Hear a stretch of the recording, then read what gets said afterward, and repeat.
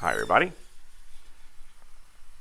Alright, following a very successful inspection, I promptly took a week off. For several reasons. One, it has been a stressor just trying to get this damn thing done. And two, the EFI controller unit is still out, so I can't really run it anyway. So I'm just, well, it was mostly number one. Mostly I just needed a break. But we're back at it. So we're buttoning everything up. Here I've got the screwdriver out and we're putting on the wingtips, which is nothing more than just like 40 number 6 screws.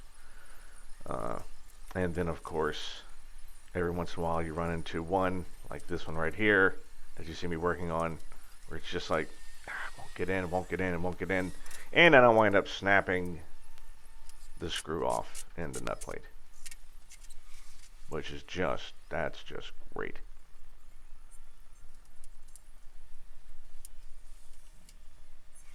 Nothing I love more than the very last screw. There's like 40 screws in that damn thing, and the very last one is one that snaps off. And I'm looking at it thinking, well, I'm gonna squawk it, and I'm gonna fly anyway.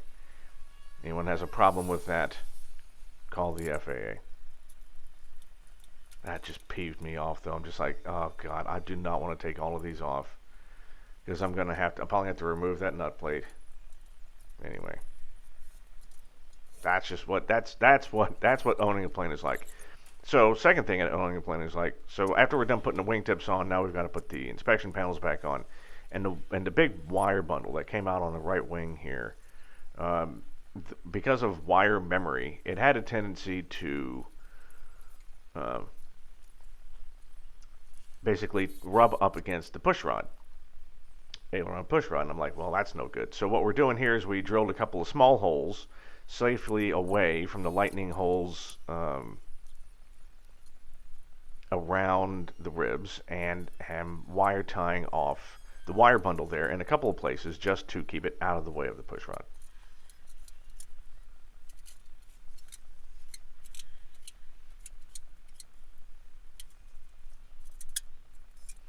So yeah, it's just buttoning stuff up, getting ready to fly. Once the EFI controller comes back, we will just plug it in. We will do a little test run on the engine. Things left to do still. The fairing intersections, really got to do those. And there is one more thing I need to do on the bottom cowl. There's a bracket I need to rivet onto the bottom inside center around the nose gear, which then has a bracket that connects to this little crossbar in the front bottom of the fuselage. I need to finish that up, the fairings,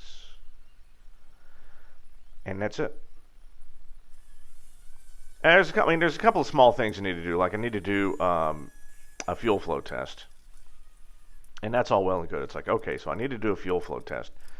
Now I've done one at level flight, and it's fine. But what I also need to do is I need to have a fuel flow test with the plane at like a 10 degree or 15 degree nose up attitude, right? So pretend you're, accelerating off the runway at a nose high attitude. Well, did you check to see if your fuel pumps can work at a nose high attitude? They probably will, but you need to check, because if they don't, as soon as you tilt upward and all of a sudden your engine starves, your nose will no longer be tilted upward. Know what I'm saying? So yeah, we got to make sure that's done, and then we'll be good to go. All right, next step, inspection plates are on. That's happy. Now it's time to put the bottom. We already put the bottom. Sorry, we already put the bottom one on. So we've got the bottom wing flange on, and now the top. But don't worry, you're going to see me take this thing off. Here's the thing about these. They need to have a little bit of space. I know everyone's like, oh, you need to make them tight up to the fuselage. And you do. I mean, you don't want them to look crappy. But they don't need to be touching. They don't need to be tight up against the fuselage. That's bad, actually.